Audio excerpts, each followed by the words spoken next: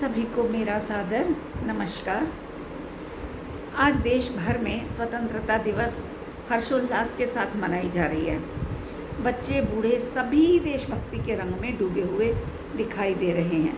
ऐसे में मुझे बहुत विचार चले जिन्हें मैंने लिखा आपके लिए, दूसरे मोबाइल में सेव किया। ये देखिए, ये सब लिख करके मैंने आपके लिए रखा है और अब मैं आपको बताती हूँ कि वास्तव में देशभक्ति क्या। देखो क्या एक दिन तिरंगा फहरा लेने मात्र को, एक दिन देशभक्ति के तिरंगे के अपने जय भारत के नारे लगा लेने को, गीत गा लेने को क्या हम देशभक्ति मान सकते हैं? देशभक्ति का क्या ये पैमाना सच्चा है? नहीं साथियों, कभी नहीं। देखो कैसे नहीं। एक दिन का स्वतंत्रता दिवस क्यों? एक दिन की भक्ति क्यों? क्या प्रतिदिन हमारा देश हमारा नहीं होता? क्या प्रतिदिन हम भारतीय नहीं होते हैं? सोचने की बात है साथियों। हमारे हृदय में यदि ये देशभक्ति प्रतिदिन उमड़ती रहे तो हम कभी भी अपने देश की गलियों को, सड़कों को, पार्कों को गंदा नहीं करेंगे। घर का कूड़ा बाहर सड़कों पर नहीं फेंकेंगे। लेकिन हम ये सब कर रहे हैं, फिर भी अपने को देशभक्त कहते हैं।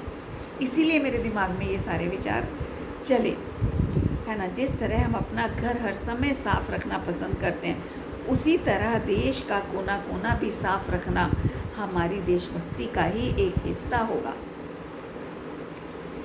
भ्रष्टाचार से मुक्त भारत, इसका नाम है देशभक्ति। उसके लिए प्रत्येक नागरिक का ये कर्तव्य है कि अपने मन में पनप रहे भ्रष्टाचार को खत्म करें। हम सच्चे देशभक्त तभी कहलाएंगे जब हमारा देश सुधरेगा, तभी सुधरेगा हमारा देश। और हम भी सच्चे देशभक्त तभी कहलाएंगे जब हम अपने मन से सारे भ्रष्टाचार को, सारी ईर्ष्या को, सबको नष्ट कर देंगे। आज विदेशी लोग हमारे देश में आने से क्यों कतराते हैं? सोचो, क्यों आज हमारे देश का किसी भी देश में सम्मान नहीं होता? सभी देशों में हमें नीची नज़रों से क्यों देखा जाता है? मैंने भुगती हैं ये सारी बातें। मैं जाती हूँ अमेरिका वगैरह, मैंने देखा है वहाँ पर किस तरह हमें गंदी नज़रों से देखा जाता है, नीची नज़रों से। एक आदमी अमेरिकन था कोई, मैं, मेरी बेटी और उसकी फ्रेंड, हम लोग सड़क पे शाम को वॉक कर रहे थे, तो सामने से बहुत गंदा अब्यूज़ करके गया। मैं नहीं सुन पाई उसकी बात, उन बच्चों ने सुना। मैंने पूछा तो उन्होंने मुझे नहीं बताया, पर ये बोल दिया, मम्मी बिल्कुल चुपचाप चलो, बहुत गंदा अब्यूज़ करके गया है और ज़रा भी कुछ बोल दिए हम तो यहाँ पर अभी रॉयट शुरू हो जाएंगे। इतना गंदा हमारा स्थान है विदेशों में, और हम फिर भी विदेशों में भागना चाहते हैं। क्या ये है देशभक्ति? लंदन में भी मैंने देखा, हीथ्रो पर देखा, लंदन शहर में देखा, पेरिस एयरपोर्ट पर भी देखा, कहीं हमारा सम्मान नहीं है भारतीयों का, और हम फिर भी अपने आप को देशभक्त कहते हैं। हमें देखकर लोग नफ़रत से मुंह मोड़कर निकल जाते थे। हीथ्रो का एक इंसिडेंट आपको बताती हूँ। मैं अमेरिका से आ रही थी लौटकर, मेरी ब्रिटिश एयरवेज थी, लंदन में हीथ्रो एयरपोर्ट पे हमारा हॉल्ट था 2-2.5 घंटे का। तो मैंने व्हीलचेयर पहले से बुक की हुई थी और भी 2-3 सीनियर सिटीजन्स थी, महिलाएं वहाँ पे। हम 3-4 लोगों की व्हीलचेयर्स ऑलरेडी बुक थी टिकट के साथ। लेकिन हमें हीथ्रो पर कोई व्हीलचेयर प्रोवाइड नहीं की गई। बहुतों को की गई लेकिन हमें नहीं की गई। हम पूछते फिरे, कोई हमें जवाब नहीं दे रहा। एक तो वो एयरपोर्ट इतना सन्नाटे वाला है, पता ही नहीं चलता कि कहाँ ट्रेन से बैठना है, कहाँ पैदल चलना है, कहाँ लिफ्ट से चढ़ना है, कुछ नहीं समझ आ रहा था। हमारे पसीने छूट रहे थे और कोई बताने वाला नहीं था आसपास। हमारा एयरपोर्ट तो फुल भरा रहता है खचाखच भीड़ भाड़ से, पर वहाँ ऐसा नहीं था। खैर करते कराते जैसे तैसे हम लोग पहुँच गए फ्लाइट तक। तो ये हालत है हम लोगों की कि हमें व्हीलचेयर नहीं प्रोवाइड की गई। इसी तरह का एक इंसिडेंट मेरे साथ पेरिस एयरपोर्ट पर भी हुआ था। वहाँ भी मेरे साथ ये लक अच्छी थी कि मेरा प्लेन छूटने ही वाला था कि मुझे एक सीनियर ऑफिसर, बहुत भद्र थी वो मिल गई और उसने मेरी हेल्प की। तब जा कर के मैं अपनी फ़्लाइट तक पहुंच पाई। तो ये हमारे देश का सम्मान, इसका जिम्मेदार इसके जिम्मेदार हम स्वयं हैं। लंदन एयरपोर्ट पर, हीथ्रो पर एक बार क्या हुआ, मेरे सामने हम तो सिक्योरिटी चेक करा के निकल गए, जाके फ़्लाइट में बैठ गए, और एक महिला थी इंडियन, पूरी ज्वेलरी उतरवा के ट्रे में रखवाई उन्होंने कि वो स्कैन होगा सारा, उसने उतार के सारी रख दी। और जैसे ही वो, कितना सा डिस्टेंस होता है सिक्योरिटी कैमरास का और जहाँ हम खड़े हैं वहाँ से और बाहर आने तक का, हार्डली कुछ कदम। तो वो जैसे उधर से चलकर यहाँ आई तो उसकी जब सामान उसका आया, उसने देखा उसकी एक भी ज्वेलरी नहीं थी ट्रे में, तो उसने शोर मचा दिया कि मैं तो फ़्लाइट में बैठूंगी नहीं, मेरी ज्वेलरी पहले वापस करो। तो कैमरास में चेक किया गया, सब कुछ किया, तो पता चला कि इस फ़्लाइट का कोई पैसेंजर है। तो हमारी फ़्लाइट उस दिन 2.5 घंटा लेट हुई, तो चेक किया गया, उनको नहीं पकड़ में आया व्यक्ति कौन था। फिर वहाँ की कोई बहुत सीनियर, इतनी मोटी हट्टी कट्टी एक अंग्रेज़ महिला वो आई, बहुत सीनियर ऑफिसर थी, उसको भेजा गया। उसने कैमरे में जो देखा, क्या देखा वहाँ पर हमें नहीं पता, उसने आते ही 5 मिनट के अंदर वो पुरुष था कोई, उसको कॉलर से ऐसे खींचा, उसकी जेब में से ज्वेलरी निकाली सारी, उसकी बनियान के अंदर ऐसे भी उसने घुसाई हुई थी, ऊपर से जैकेट पहना हुआ था, उसने वो सब निकाला और उसको कॉलर से खींच करके प्लेन से बाहर लेकर के गई। अब तब हमारी फ़्लाइट चली, अब हमें नहीं पता कि उस व्यक्ति का वहाँ क्या हुआ होगा। तो इस तरह की हरकतें हम करते हैं और अपने को देशभक्त कहते हैं। विदेशों में रहकर इतनी सिक्योरिटी होती है एयरपोर्ट्स पर, और वहाँ ये हरकत कर रहा है वो व्यक्ति, कैसे देशभक्त कहें हम। ये सब पॉइंट्स थे जो मेरे दिमाग में चल रहे थे और मुझे ये सब बोलने का परिणाम आया। तो ये देखो साथियों, उनकी नफ़रत के ज़िम्मेदार हम स्वयं हैं। अपने ही देश में हमने क्या किया है, अपने प्रांत, हमारी जो स्टेट्स हैं इंडिया में, उन सब स्टेट्स के आधार से हमने डिविज़न्स कर दिए हैं। मैं बंगाल का रहने वाला तो मैं बंगाली, मैं पंजाब का रहने वाला तो मैं पंजाबी, मैं सिख तो मैं पंजाबी, मैं गुजरात का रहने वाला तो मैं गुजराती, मैं गोवा का रहने वाला तो मैं कोंकणी, मैं साउथ का रहने वाला तो साउथ में तो कमाल ही हो गया, एक साउथ भी नहीं है, बाकी स्टेट्स के लोग एक तो हैं। वहाँ तो कोई तेलुगु है, कोई कन्नड़ है, कोई मलयालम है, कोई तमिल भाषी, सब अलग अलग। तो ये सब डिविज़न्स जो हमने खड़े कर दिए हैं ना, इसी के कारण हमारा देश विभाजित हो गया है। और जब एक भारतीय दूसरे भारतीय का आदर नहीं करेगा, एक दूसरे को प्यार नहीं करेगा, सम्मान नहीं करेगा, तो बताइए दूसरे देश हमारा आदर सत्कार क्यों करेंगे, क्यों वो हमसे प्यार करेंगे। सोचिए, बहुत ही गंभीर बात है लेकिन बहुत सोचने की, आप लोग सोचिएगा ज़रूर। भारत का दूसरा नाम हिंदुस्तान है।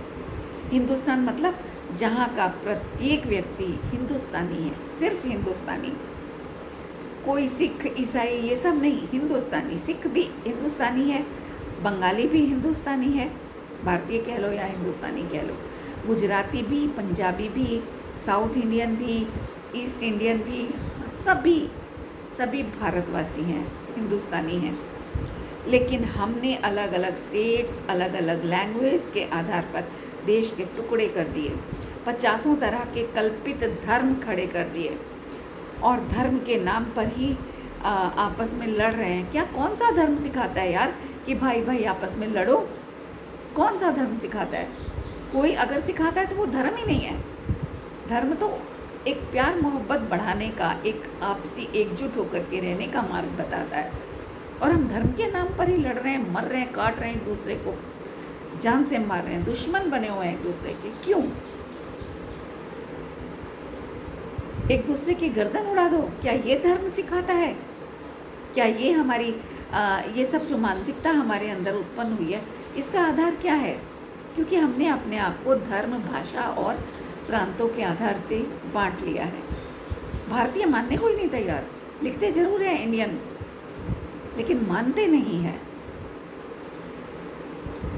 देखो, हमारे भारत की भी, जैसे हर स्टेट्स की अपनी अपनी कुछ होती हैं, संस्कार होते हैं, हमारे भारत का एक ही संस्कार है, एक जैसी ही संस्कृति है। वो क्या है वो भी अभी बताऊंगी। देखो, आप सब पढ़े लिखे विचारवान लोग हैं, तो क्यों नहीं विचार करते? और देखो क्या क्या बोलूँ मैं, कि कोई भी देखो, भारत में रहने वाला जो मुसलमान है उसकी तो कोई भी प्रांत ऐसा नहीं है जो जैसे बंगाल, तो बंगाली कहने वालों को तो है कि भाई हाँ हम बंगाल के रहने वाले हैं, पर ऐसा कोई स्टेट नहीं है हमारे भारत में जो ये कह सके कि ये मुस्लिम प्रांत है, कोई भी नहीं है। फिर भी मुसलमान मानकर अपने आप को अलगाव मानते हैं, रहते हैं भारत में, सिटीजनशिप भारत की है, लेकिन मानते हैं पाकिस्तान, रूल फॉलो करते हैं पाकिस्तान के। क्यों? इस विषय पर ज़्यादा नहीं बोलूँगी। तो लेकिन बहुत गंभीर बातें हैं, मेरा दिल बहुत दुखी हो गया इन सब बातों को सोच सोच करके कि हम सब ने कुएं के मेंढक की तरह अपने आप को छोटे छोटे दायरों में समेट लिया है, बंद करके बैठ गए हैं। यदि सच्चे देशभक्त हो ना दोस्तों, तो आज ही अपने मन से इन संकुचित भावनाओं को निकाल दो, तभी वास्तव में आपका स्वतंत्रता दिवस मनाना और गीत गाना, जनगण मन अधिनायक ये राष्ट्रगान गाना सार्थक होगा।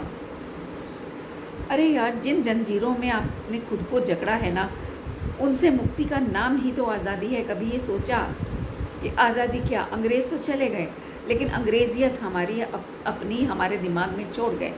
हम आज भी अपनी संस्कृति को छोड़कर उनकी संस्कृति अपने देश में चला रहे हैं, अपने बच्चों को। बहुत कुछ अभी बोलने वाली हूँ।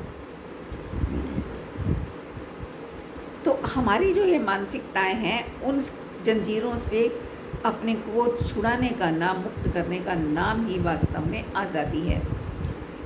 हर भारतीय हमारा भाई बहन, माता पिता, बेटी है, बहू है, हर भारतीय। ये नहीं कि हमारे अपने परिवार के ही लोग, नहीं, हर एक भारतीय ऐसा ही है। जैसे पहले ज़मानों में होता था ना, गाँवों में तो कुछ आज भी होता है कि पूरा गांव अपना ही परिवार माना जाता है। गांव की बेटी अपनी बेटी मानी जाती है, गांव की बहू अपनी बहू मानी जाती है। इसी वहाँ पर अंकल आंटी बोलने का रिवाज नहीं होता गाँव में। वहाँ सब चाचा ताऊ मौसा मौसी ऐसे बोला करते हैं एक दूसरे को, क्योंकि एक परिवार मानते हैं। लेकिन हमारे यहाँ ऐसा नहीं रहा। पूरे भारत की अगर संस्कृति को देखा जाए तो ये ख़त्म हो गया है ऐसा व्यवहार। देखो, हर देश में प्रांत तो होते ही अलग अलग, स्टेट सभी देशों में होती हैं, लेकिन वो जो एक एक स्टेट है ना, वो अलग अलग देश तो नहीं हो जाती, वो सब स्टेट्स मिलकर के एक कंट्री बनती है। लेकिन हमने क्या किया, हमने एक एक स्टेट के आधार पर कंट्रीज़ ही अलग कर डाली। पाकिस्तान बन गया, बांग्लादेश बन गया, कभी कोई सिक्किम आवाज़ उठा रहा है अलग होने के लिए। ये सब क्या है? स्टेट्स की वजह से, हमारी मान्यता की वजह से, कि हम अपने आप को एक भारत के मानने के लिए तैयार नहीं हैं। तो उसी प्रकार साथियों, हमारे देश में भी बहुत से प्रांत हैं, तो उनके आधार पर डिवीज़न मत करो, बिल्कुल मत करो। मैं आपसे फिर कह रही हूँ कि ये डिवीज़न्स मत करो, क्योंकि सब मिलकर के एक ही देश है। धर्मों को वैर विरोध वैमनस्य का कारण मत बनाओ, इसी से हमारा देश खंडित हो रहा है। कल और आज जितने भी लोगों ने तिरंगे फहराए हैं ना, उनमें से एक को भी मैं देशभक्त नहीं कह सकती, क्योंकि सभी को अपने अपने प्रांत, धर्म और भाषा का पक्ष पड़ा हुआ है। और पक्षपाती को कैसे देशभक्त कहा जा सकता है? निरपेक्ष हो ही नहीं सकता वो। देशभक्त तो वो होता है जिसे सबसे निरपेक्ष होकर केवल एक देश की तरफ से जो सबको देखता है कि मेरे देश का निवासी है तो भारतवासी है, बस ये देखता है, वो निरपेक्ष होता है। और उसी के मन में सच्ची देशभक्ति, सच्ची उसकी जो देश के प्रति भावनाएं हैं, समर्पण की, प्रेम मोहब्बत की, वो ही वास्तव में देशभक्ति कहलाती है।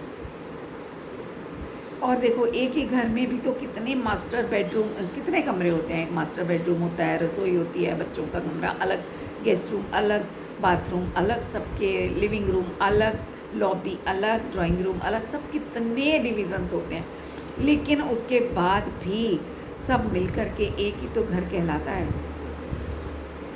ना। अगर किसी का कोई कोरियर आना है, मान लो घर के एक सदस्य का, और उसका कमरा पूरे घर के किसी एक कोने में पड़ता है, तो उसका एड्रेस अलग थोड़ी ना हो जाएगा, वही एड्रेस पर तो उसका कोरियर आएगा।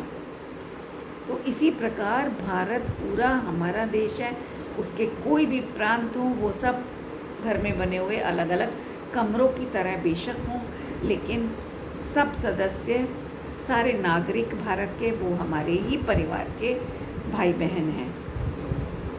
ये मानसिकता अपनी प्रकट करनी ही पड़ेगी। देखो कितने भी कमरों का जो मैंने अभी डिवीज़न की बात की, उस पूरे प्लॉट की रजिस्ट्री एक ही होती है, अलग अलग रजिस्ट्रियाँ नहीं होती हैं। तो ऐसे भारतवासी एक हमारी रजिस्ट्री है, यही हमारी पहचान है। पंजाबी, बंगाली, मराठी, उड़िया और ये सब हमारी पहचान नहीं है। तो बंटवारे ख़त्म करें हम अपने मन से। जिसके भी हृदय में धर्म का पक्ष पड़ा है ना साथियों, बहुत कड़क शब्द बोलने जा रही हूँ कि पक्षपाती जो है धर्म का, स्टेट का, लैंग्वेज का, वो देशभक्त नहीं देशद्रोही हो सकता है। क्योंकि जितना भी देशद्रोह पैदा हुआ है वो इसी से हुआ है। इसके अतिरिक्त देशद्रोह हो ही नहीं सकता, कोई नहीं हो सकता। हम सब एक देश के निवासी हैं, इसलिए सबसे पहले हम भारतीय हैं।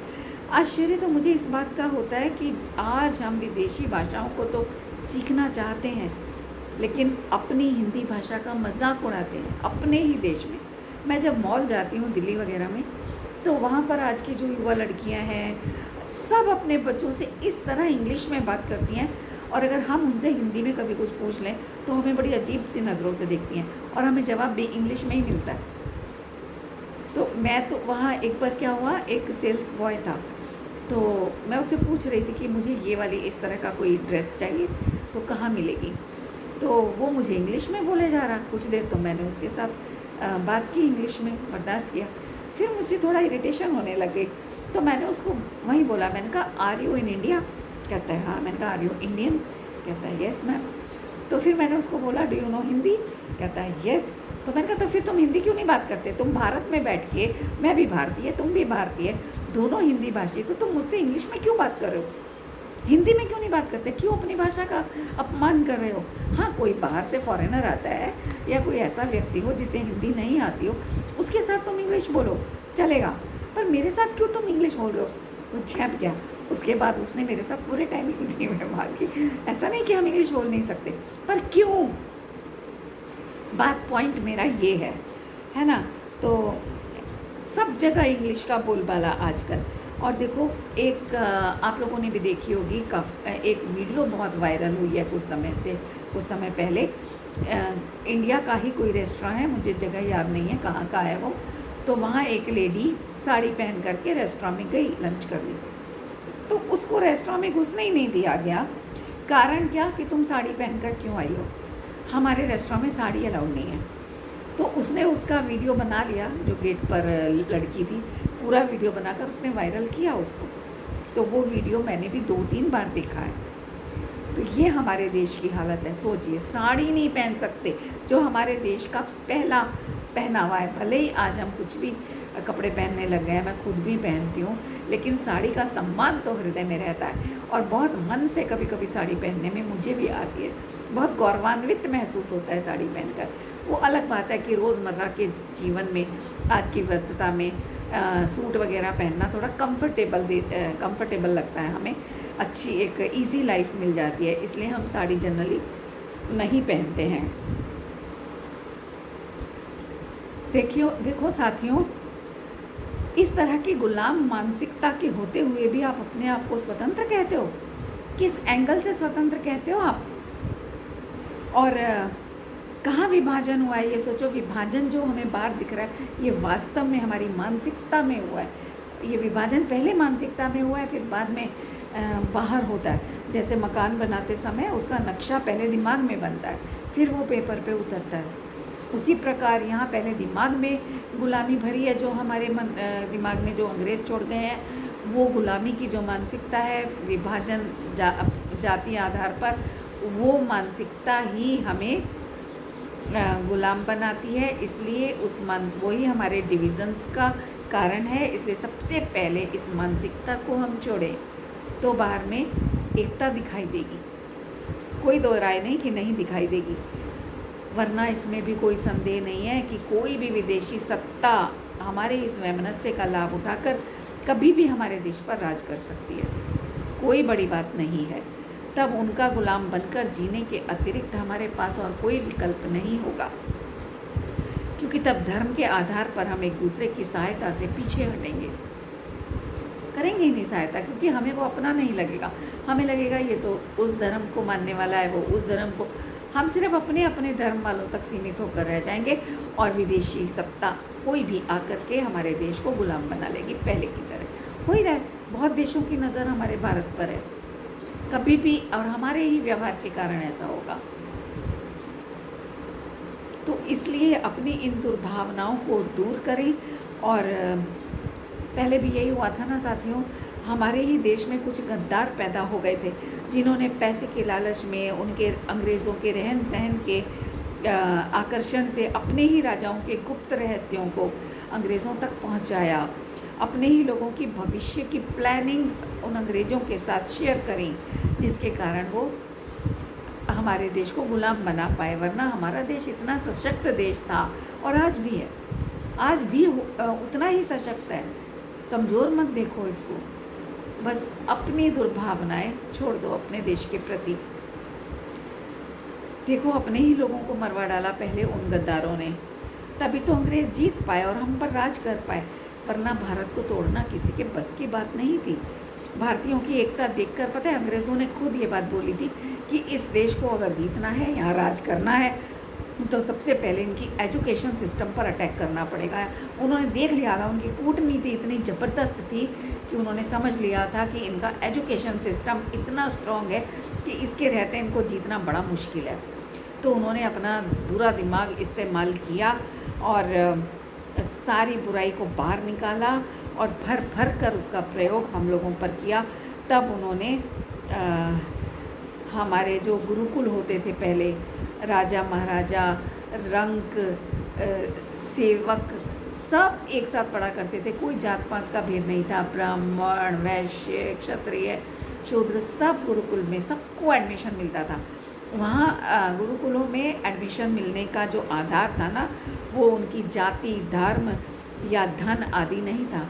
वहाँ शिष्यता का आधार के प्रांतीयता नहीं था, क्या था, केवल भारतीयता, उसके अलावा कोई और आधार नहीं था। इसीलिए हमारा एजुकेशन सिस्टम बहुत स्ट्रॉन्ग था, जिसको उन अंग्रेज़ों की कूटनीति ने समझा और उस पर उन्होंने दीमक बनकर काम किया। सोचो, सब बच्चे, राजा के बच्चे, राजकुमार हो, कोई सेनापति का बच्चा हो, कोई गरीब रंक का बच्चा हो, सोचो, और सब एक साथ एक समान शिक्षा पाते थे। शिक्षा का अधिकार भी बराबर होता था सबको। ऐसा हमारा देश रह चुका है ना। ऐसी संस्कृति के होते हमारे देश को जीतना कठिन ही नहीं, असंभव था। इसीलिए उन्होंने सबसे पहले हमारे एजुकेशन सिस्टम को ख़त्म किया, और उसका दुष्प्रभाव देखो आज तक हमारे देश में दिखाई देता है कि आज भी हम लोग अपने बच्चों को सरकारी स्कूलों में पढ़ाना नहीं चाहते, हिंदी मीडियम में पढ़ाने को तैयार नहीं। कॉन्वेंट स्कूलों में महंगी महंगी फ़ीस क्यों हो गई? क्योंकि हर कोई अपने बच्चों को कॉन्वेंट स्कूल में डालना चाहता है। उनको समझ आ चुका है, उन्होंने बिजनेस बना लिया उसको। कहाँ रह गई है आज एजुकेशन, बताओ? एजुकेशन के नाम पर बिजनेस हो चुका है, दिखावा हो चुका है।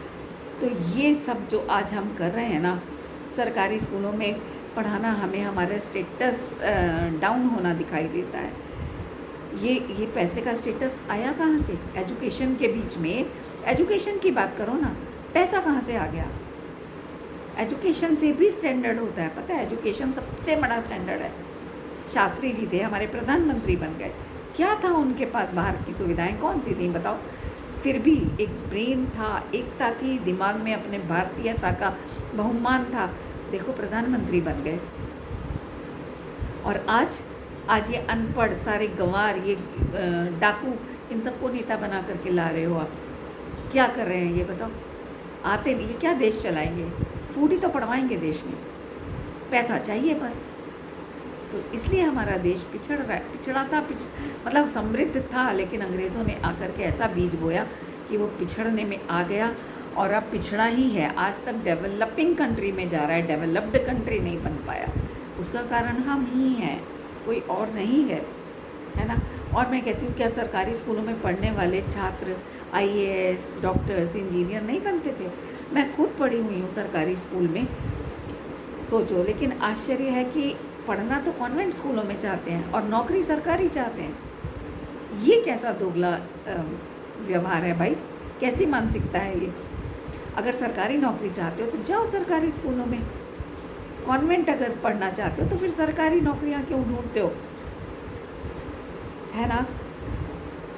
पढ़ाई भारत में करते हो और अपनी सेवाएं विदेशों को देते हो, अपने को बेच कर भी अपने को देशभक्त कहते हो।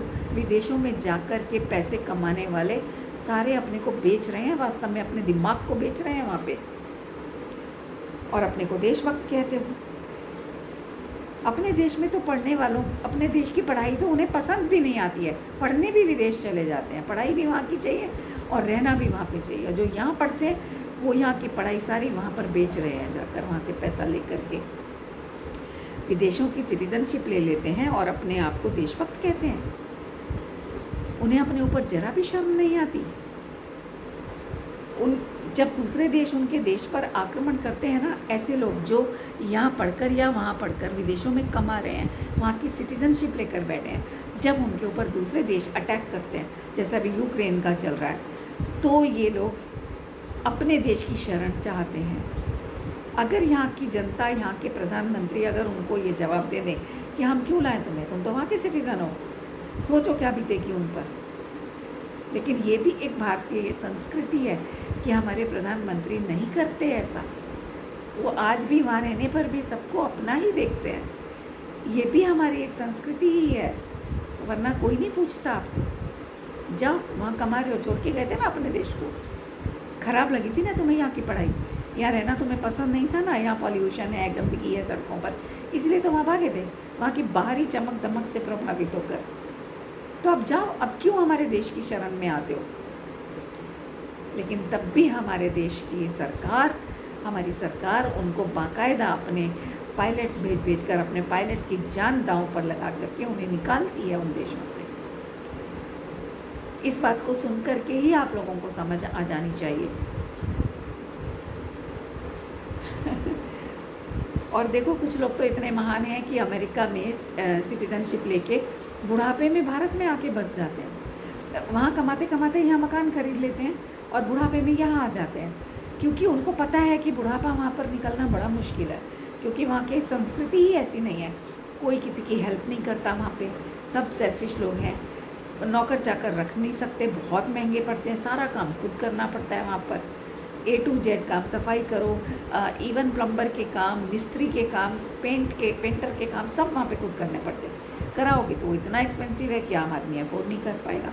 मेडिकल सिस्टम वहाँ पर इतना घटिया है, इतना ख़राब है कि आप अपनी मर्ज़ी से किसी भी डॉक्टर को चुन ही नहीं सकते, सारा इंश्योरेंस के थ्रू होता है। जो आप, जिस डॉक्टर को आपका इंश्योरेंस कवर करता होगा वहीं आप जा सकते हो, और कहीं जाओगे तो आपको एक्स्ट्रा पे करना पड़ता है, वो बहुत महंगा पड़ता है। तो ये लोग कितने स्मार्ट हैं ये इंडियंस कि यहाँ से जाते हैं, जीवन भर वहाँ कमाते हैं 20-30 साल, और वहाँ कमा करके वहाँ से डॉलर कमाते हैं, जो इंडिया में ले आते हैं, यहाँ आकर के करोड़ों रुपया बन जाता है उनका। कुछ हज़ार डॉलर यहाँ पर करोड़ों में कन्वर्ट हो जाते हैं, और यहाँ आराम से ज़िंदगी जीते हैं, नौकर चाकर रखते हैं, गाड़ियाँ बंगले सब, और खूब ऐश करते हैं यहाँ पर। तो ये कैसा सिटीजनशिप, तुमने वहाँ की भी ले ली और यहाँ की भी ले ली और यहाँ रह रहे हो। तो ये ही चीज़ें हैं जो हमें देशभक्त बनने नहीं देती और हमें देशभक्ति का लेबल नहीं लेने देती।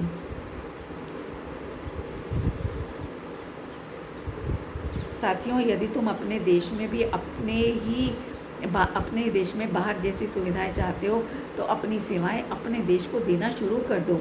देखो तुम्हारा देश कैसा अमेरिका को भी पीछे छोड़ देगा। नंबर 1 कंट्री बनने में देर नहीं लगेगी। और आपको पता ही होगा, मैं बताती हूँ फिर भी, कि आज अमेरिका भारत का सबसे अमीर देश पता है क्यों है? हमारे कारण। क्यों? क्योंकि गूगल वर्ल्ड की नंबर 1 कंपनी है, और गूगल का CEO कौन है पता है? सुंदर पिचाई, साउथ इंडियन है वो बंदा, और वहाँ का CEO है। वहाँ पर सारा अपना ब्रेन उन्होंने गूगल को दे के गूगल खड़ा कर दिया। अगर ये गूगल वो इंडिया में रह करके यहाँ खड़ा कर देते तो कौन सी ताकत थी जो आज हमें नंबर 1 बनाने से पीछे रह जाती। और माइक्रोसॉफ्ट कंपनी जो है अमेरिका में, उसका CEO भी इंडियन है, हैदराबादी। वो उनका नाम क्या है उनका, मैंने लिखा है, मैं बताती हूँ, सत्य नडेला हैदराबादी हैं, वो इंडियन है, और माइक्रोसॉफ्ट कंपनी चला रहे हैं अमेरिका में बैठ के। पता, अपनी सारी सेवाएं विदेशों को दे रहे हैं। अब यहाँ पर ये बड़ी बड़ी देश बड़े बड़े क्या कर रहे हैं, इंडिया में लेबर सस्ती है तो यहाँ बाइंग हाउस खोल के बैठ गए, सारी फैक्ट्रीज़ यहाँ हो गई, यहाँ ऑर्डर देते हैं, यहाँ से सस्ता माल वहाँ शिप कराते हैं और वहाँ पर डबल रेटों पर बिकता है। मैं खुद फंस गई थी एक बार, बनाना रिपब्लिक है अमेरिका में, वहाँ से मैंने एक स्वेटर ख़रीदा, मैंने ध्यान नहीं दिया कि ये कहाँ का बना हुआ है, मैं ख़रीद के ले आई, मुझे अच्छा लगा, घर आके देखा, निगाह पड़ी तो देखा मेड इन इंडिया। मैं दंग रह गई। फिर मेरी बेटी बोली मम्मी यही तो होता है, अमेरिका में थोड़ी ना कपड़े बनते हैं, या तो चाइना, बांग्लादेश या फिर अफ्रीका भी थोड़ा पुअर कंट्रीज़ में आता है अफ्रीका, और या फिर इंडिया, बस यहाँ से बनवाते हैं ये। तो मुझे इतना अफसोस हुआ। अब ये यहाँ के जो फैक्ट्रीज़ वाले हैं अगर ये इतना सुपीरियर कपड़ा अपने देश के लिए बनाने लग जाएं तो आप सोच सकते हो, भले ही कीमत ज़्यादा रख लें यहाँ पर, लेकिन यहाँ बेचें, यहाँ की जनता के लिए बनाएं, तो जनता को बाहर जाने की ज़रूरत ही नहीं पड़ेगी, हमें यहीं कुछ सब कुछ यहीं मिल जाएगा, बढ़िया कपड़ा, हम क्यों विदेशों से लेंगे। सोचो क्यों नहीं करते हम, क्योंकि अपना देश लगता ही नहीं कि हमारा देश तरक्की करे, इसलिए ये सब हो रहा है ना। और देखो आप कहते हो, अब मैं सरकारी स्कूल की बात दोबारा उठा रही हूँ कि सरकारी स्कूलों में पढ़ना लो स्टैंडर्ड लगता है ना। तो अब मैं आपको एक बात बोलूँगी कि सरकारी स्कूल में मैं भी पढ़ी हूँ, सरकारी स्कूल में पढ़ने के बावजूद भी मेरे अंदर आप क्या कमी पाते हो, बहुत सी कमियां हैं, उन कमियों की बात नहीं करी, मोटी मोटी बात मैं आपसे कर रही हूँ। हाँ, मेरे में बहुत कमियां हैं। वो क्या कमियां हैं सरकारी स्कूल में पढ़ने के कारण, वो कमियां मैं आज आपको बताती हूँ। क्या कमी है मेरे अंदर वैर की कमी है, ईर्ष्या की कमी है, भ्रष्टाचार की कमी है। झूठ से तो हम बिल्कुल ही खाली हैं, झूठ सुहाता ही नहीं, अपना हो तो भी, पराया हो तो भी, किसी का झूठ सहन नहीं होता मुझे। सच बोल दो, कड़वा होगा तो भी, हाँ एक बार को बुरा भी लगेगा तो कोई बात नहीं, सहज स्वीकार हो जाएगा, मगर झूठ नहीं, बिल्कुल बर्दाश्त नहीं है। ये कमी है सरकारी स्कूल में पढ़ने के कारण, मुझ में या तो औरों में भी होती होगी, क्योंकि हमें ये सब नहीं सिखाया जाता ना, वहाँ पे शिक्षा दी जाती है, सिर्फ संस्कार दिए जाते हैं वहाँ पर हमें, है ना। आजकल के बच्चे देख लो कॉन्वेंट स्कूल में पढ़ते हैं, हम लोगों को पहले कढ़ाई, बुनाई, कुकिंग सब सिखाई जाती थी स्कूलों में, सरकारी स्कूलों में। इन स्कूलों में कहाँ सिखाया जाता है। आजकल के बच्चे नौकरों के भरोसे बच्चे पाल रहे हैं अपने, खुद माएँ नौकरी करने निकल जाती हैं, बच्चे आया के हाथ में छोड़ जाते हैं। खाना देखो तो मेड्स बना रही हैं, खुद इनको खाना बनाना नहीं आता आजकल की लड़कियों को। ये संस्कार हैं कॉन्वेंट के दिए हुए। फिर आप कहते हो सरकारी स्कूल लो स्टैंडर्ड के हैं, तो भैया हम तो लो स्टैंडर्ड के ही अच्छे हैं, हम तो बहुत खुश हैं लो स्टैंडर्ड में, हमें नहीं बनना बड़ा स्टैंडर्ड का। तो ये सारी कमियां कहाँ से आई सोचो, है ना। तो छल कपट की कमी है, बहुत भारी कमी है हमारे अंदर, चालाकी, धोखेबाजी, बहुत ज़्यादा डेफिशिएंसी है इनकी हमारे अंदर। ये कमियां हैं सरकारी स्कूल में पढ़ने वालों में, होती थी पहले, आज का तो मैं नहीं जानती।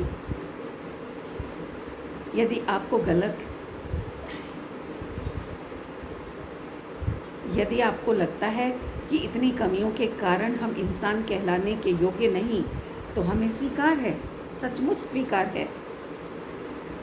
मक्कार धोखेबाज दुनिया से बाहर निकलना हमें स्वीकार है। अगर ये कमियां हैं तो बहुत अच्छे हैं हम। ऐसी हाँ, तो साथियों बीच में कोई फ़ोन आ गया था, डिस्टर्ब कर गया। एनीवे, तो मैं आगे चलती हूँ। लेकिन इतनी कमियों के बावजूद भी हमारे अंदर बहुत भरा हुआ है, बहुत कुछ भरा हुआ है, खाली नहीं है हम। इतनी डेफिशिएंसी के बावजूद भी हमारा हीमोग्लोबिन, मानसिक हीमोग्लोबिन भरपूर है। कैसे? देखो, परस्पर वात्सल्य से भरपूर हैं हम, दया भावना से भरपूर हैं, एक दूसरे को कष्ट में देखकर हमारा हृदय संवेदनाओं से भर जाता है। इससे हम धनी हैं, ऐसी ऐसी भावनाओं से, ऐसे ऐसे गुणों से हम धनी हैं। किसी के दुख से हमारी आंखें भीग जाती हैं। अपना काम बिगड़ने पर भी ज़रूरतमंद लोगों की सहायता करना हमें अच्छा लगता है ना। इस प्रकार हम बहुत धनवान हैं, बहुत बड़ा स्टेटस है हमारा, बहुत बड़ा स्टैंडर्ड है हमारा, छोटे मोटी हस्ती नहीं है हम। और ये सब पता है क्यों है सरकारी स्कूलों की, जो मैंने बात की, क्योंकि वहाँ हर धर्म का, हर जाति का इंसान आता है, अमीर भी आता है, गरीब भी आता है। तो वहाँ जब सभी संग साथ में पढ़ते, खेलते कूदते पढ़ते हैं, खाते पीते हैं, तो वहाँ ये सब भावनाएं अपने आप पनपती हैं। लेकिन कॉन्वेंट में सब पैसों वाले लोग जाते हैं, रईस लोग जाते हैं, सब जाति के बेशक जाते होंगे, लेकिन गरीब नहीं मिलेगा वहाँ पे। तो इसलिए वहाँ पर स्वार्थ आ जाता है, गरीब को देख के बदबू आती है ऐसे स्कूलों में पढ़ने वालों को। आपके जीवन में भी आए होंगे ऐसे लोग, मेरे तो आसपास भरे पड़े हैं। तो ऐसा है साथियों, तो हम बहुत धनवान मानते हैं अपने आप को, और ऐसा केवल मैं कह ही नहीं रही हूँ, सचमुच मैंने इन सब बातों को अपने अंदर जिया है, अपने जीवन में जिया है, और अंतिम सांस तक जीना चाहती हूँ। सच कह रही हूँ, ऐसा हमारा देश है, इतना सुंदर देश है हमारा। अपनी ऐसी सुंदर संस्कृति को छोड़कर, इतने सुंदर आभूषणों को छोड़कर, क्यों हम पीतल के और जंग आभूषणों के ऊपर भाग रहे हैं? चोरी है ये, चोरी का माल है सारा। अपने देश की संस्कृति को अपनाओ। और देखो 15 अगस्त और 26 जनवरी को तिरंगा झंडा लहराने वाले जो लोग हैं, वो ही इन 2 दिनों के अतिरिक्त भारत की दीवारों में क्या करते हैं पता है? थूकते दिखते हैं। पान खाएंगे, थूक देंगे। दीवारें मिलती हैं, सड़कें मिलती हैं उन्हें थूकने के लिए, और मलमूत्र क्षेपण कर जाते हैं दीवारों के सारे खड़े होकर के पुरुष लोग। ये है क्या? ये वही लोग हैं जो इन 2 दिनों में बैठ कर के खूब नारे लगाते हैं देशभक्ति के, सारे जहाँ से अच्छा हिंदुस्तान हमारा। अरे कहाँ, किस एंगल से अच्छा दिख रहा है तुम्हें? सड़क पर चलते तो बदबू आती है, नहीं निकला जाता। कचरा बेच रहे हैं वहीं, पड़ा हुआ है वहीं पर सारा, पीक पड़ी हुई है पान की। बताओ, इसका नाम है क्या? देशभक्ति? और ट्रेन की जो दीवारें होती हैं, उनमें कुछ भी लिख जाते हैं, गंदी संदी गालियाँ लिखी हुई मिलती हैं ट्रेन के बाथरूम की दीवारों पे। चले जाओ, कुछ भी टुकड़ा उठाएंगे लोहे वोहे का, कुछ भी, और लिख देंगे गंदी संदी गालियाँ। इसका नाम देशभक्ति है? देश की संपत्ति हमें अपनी संपत्ति नहीं लगती? सोचो, कोई बाहर से विदेशी अगर आते ही हैं, तो वो भी तो ट्रेनों में यात्रा करते हैं। अब वो ये सब देखेंगे तो क्या इज्जत रहेगी हमारे देश की? कैसे सम्मान देंगे वो? हम कर क्या रहे हैं अपने देश में बैठ कर के, जो दूसरे लोग आकर के हमारा सम्मान करें? है ना? और देखो, अपनी गाड़ियों में खाने का सामान लेकर जाते हैं, जो लिफाफे ट्रैश के होते हैं उनको सड़कों पर फेंक देते हैं। अभी तो बहुत कम हो गया, मोदी जी के आने के बाद से तो बहुत कम हो गया, सड़कों पर बहुत सफाई दिखाई देने लगी है। मैं खुद महसूस करती हूँ इस अंतर को। लेकिन अभी भी लोग हैं ऐसे जो ऐसा करते हैं, और एजुकेटेड कहने वाले लोग अपने आप को वो ज़्यादा अनएजुकेटेड लोगों वाले काम करते दिखाई देते हैं, आज भी देते हैं। तो और आश्चर्य की बात बताऊं कि यही लोग जो अपने देश में गंदगी फैला रहे हैं, ये लोग विदेशों में जा कर के इतना सा तिनका भी बाहर नहीं फेंकते सड़क पर।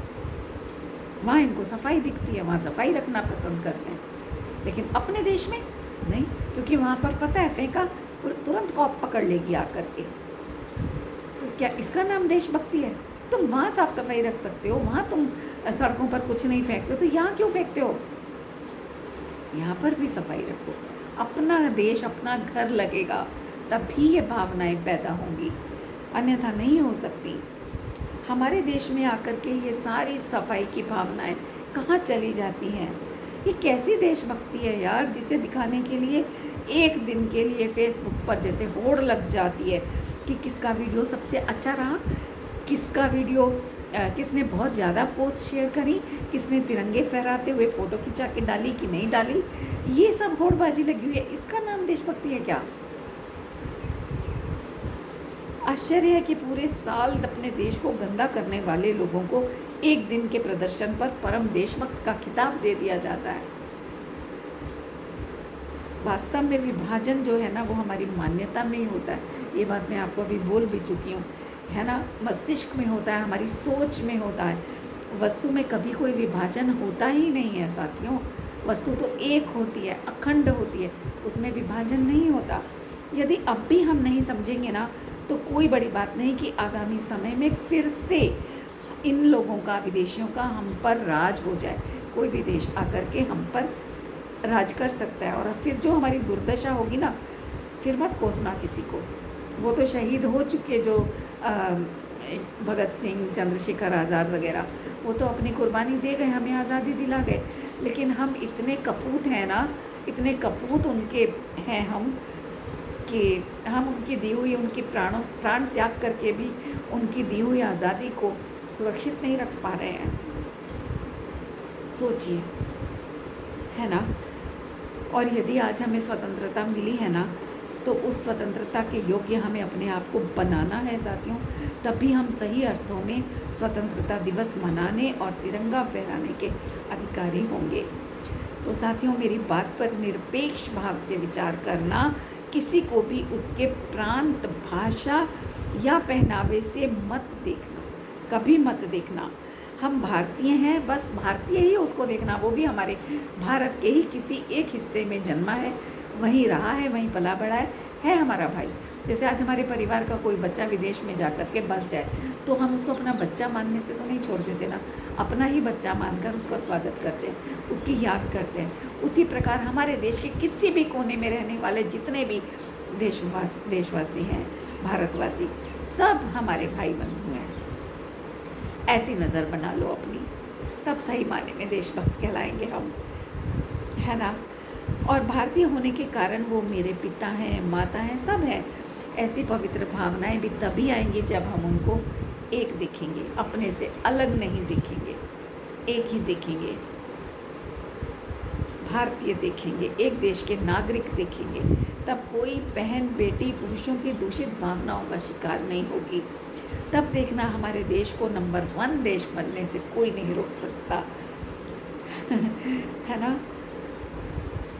जैसे एक पिता के 4 बच्चे होते हैं, तो चारों की शादियों के बाद 4 परिवार अलग हो जाते हैं।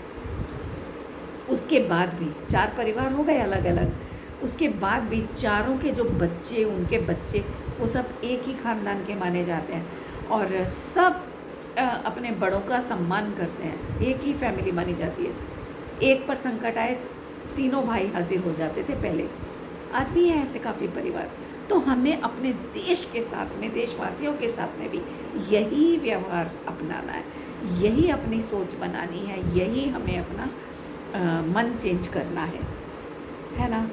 और चाचा ताऊओं की बातों को, चाचा ताऊ को तो अपने पिता से भी बड़ा स्थान दिया जाता था।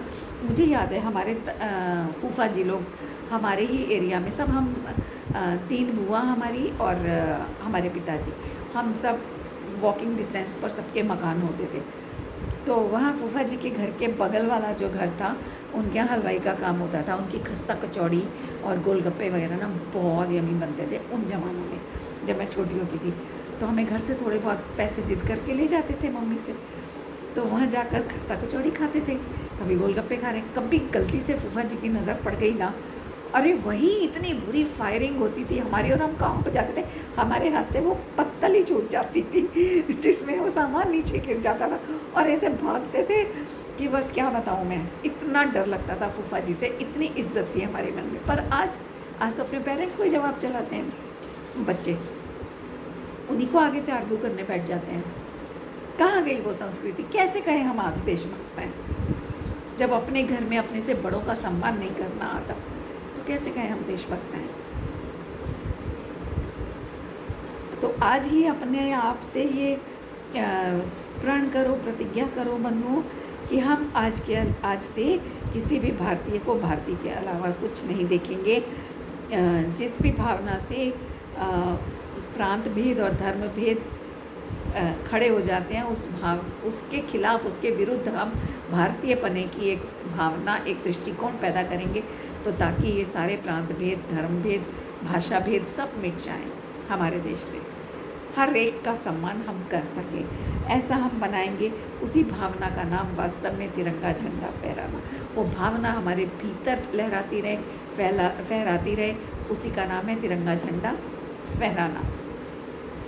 और ये झंडा बाहर फहराओ, तब जब बाहर फहराओगे तो सच्चे देशभक्त कहलाओगे। फिर देखना उस भावना से जब आप तिरंगा फहराओगे ना, तो मज़ा ही कुछ और पाओगे, अलग ही आनंद रहेगा उस समय पर, है ना। देखो भगत सिंह वगैरह जो हो गए ना, उन्होंने भी अगर उस समय पर ये बंगाली मराठी आदि के भेद करे होते ना, तो आज हमारा देश आज़ाद नहीं हो पाता। पूरे देश के कोने कोने से, किसी भी स्टेट से लोग खड़े हो गए थे, क्रांतिकारी बन गए थे, और सब ने मिल कर के एक क्रांतिकारी संघ बनाया था, तब जा कर के देश आज़ाद हुआ था। किसी भी कोने में अंग्रेज़ चले जाते थे, वहाँ हर जगह उनको क्रांतिकारियों का समूह मिल जाया करता था, तभी तो भागे वो। ये होती है देशभक्ति। और आज भी देख लो हमारी सेना में किसी प्रांत भेद के आधार से सेना में भर्ती नहीं किया जाता, ये होती है भारतीयता। फिर हमारे दिमाग में क्यों ये प्रांत भेद खड़े हो गए, है ना। तो और साथियों, देशभक्ति का मतलब तो आप समझते ही हो, ज़मीन के कुछ टुकड़े का नाम देश नहीं होता। हमारी संस्कृति, हमारा आचार विचार, हमारा आपसी भाईचारा, जो मैंने अभी सब बताए, ये सारी भावनाएं, सद्भावनाएं, इनका हमारे भीतर जीवित रहना और रात दिन बढ़ते रहना, इसका नाम देशभक्ति है। क्योंकि ये हमारी संस्कृति है, और अपनी संस्कृति का अपने अंदर जीवित रहना, वही हमें भारतीयता प्रदान करता है। क्योंकि ये संस्कृति जो हमारे देश की है ना, ये किसी भी देश में नहीं मिलेगी आपको। कहीं भी चले जाओ, किसी भी देश में नहीं मिलेगी। अभी मैंने अब दिया ही एग्जाम्पल कि कितना वहाँ पर बुढ़ापे में, क्या बीमारी में भी पुलिस बुलानी पड़ती है। मेरी बेटी जब पीएचडी कर रही थी, तो उसकी वहाँ कुछ उसको तकलीफ़ खड़ी हो गई, मतलब ऐसी कोई बीमार नहीं थी बस। और उसने कहा, सब उसके साथ कलीग्स थे, उसने बहुत रिक्वेस्ट करी कि मेरे को सिर्फ बाथरूम ले चलो, मुझे कुछ नहीं हुआ है। उसको पीरियड्स आ गए थे, तो उसने कहा मुझे सिर्फ बाथरूम ले चलो, मैं ठीक हूँ। तो माने ही नहीं, पुलिस बुला ली।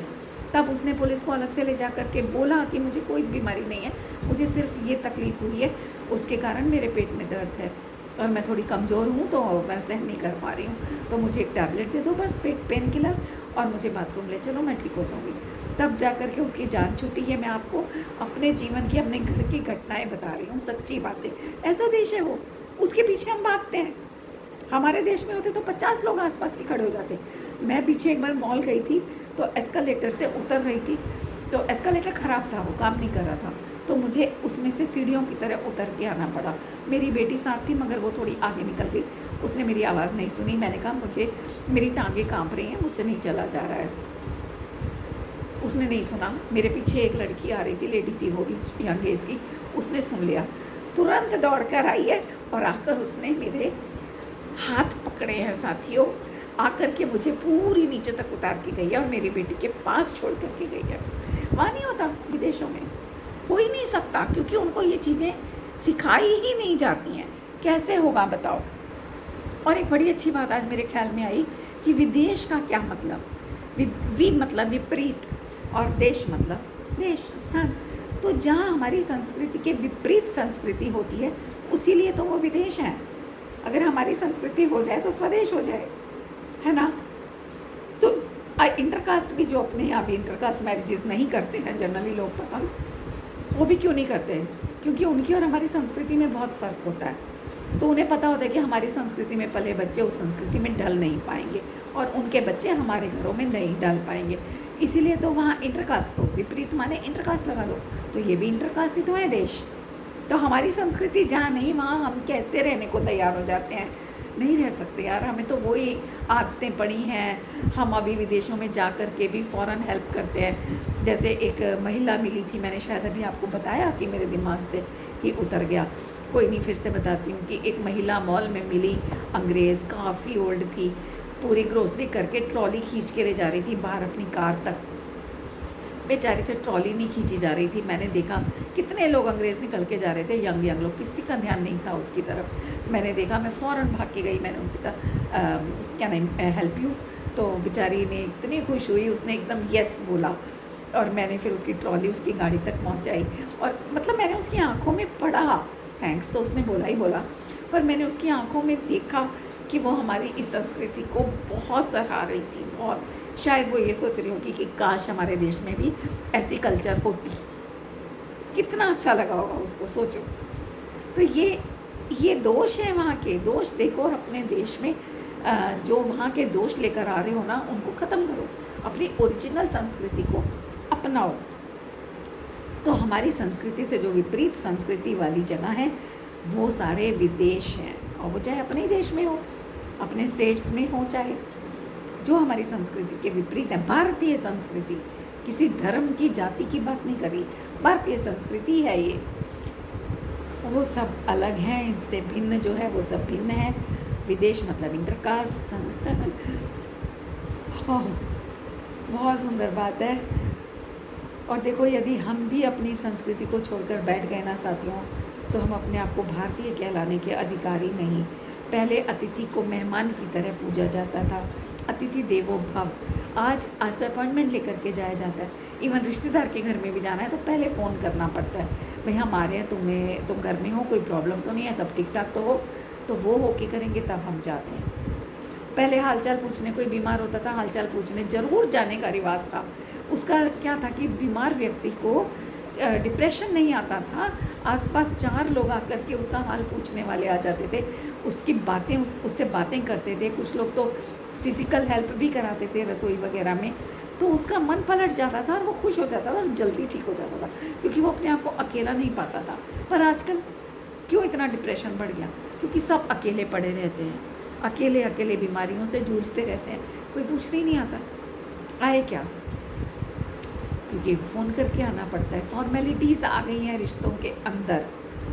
तो ये होता था भैया, अतिथि का मुक्त हृदय से स्वागत होता था। पर आज क्या करें, हमें लगता है कि कोई आ जाएगा इस तरह तो हमारे ऊपर काम पड़ जाएगा, वर्कलोड आ जाएगा, इसलिए हम भी अवॉइड करने लग गए हैं। कुछ जगह तो मैं भी अवॉइड करती हूँ, सच बता रही हूँ, मुझे भी लगता है, लेकिन ये गलत है। चाहे मेरा हो चाहे किसी का भी हो, ये गलत है, हमारी संस्कृति के विपरीत है, विरुद्ध है, ऐसा नहीं होना चाहिए। चलो जो भी है, अब हमारा जो कहना है कि हमारा हृदय जो है वो इन सब भावनाओं से भरपूर रहे, तभी हम सच्चे भारतीय और सचमुच में देशभक्त और स्वतंत्रता दिवस मनाने के योग्य होंगे। नमस्कार।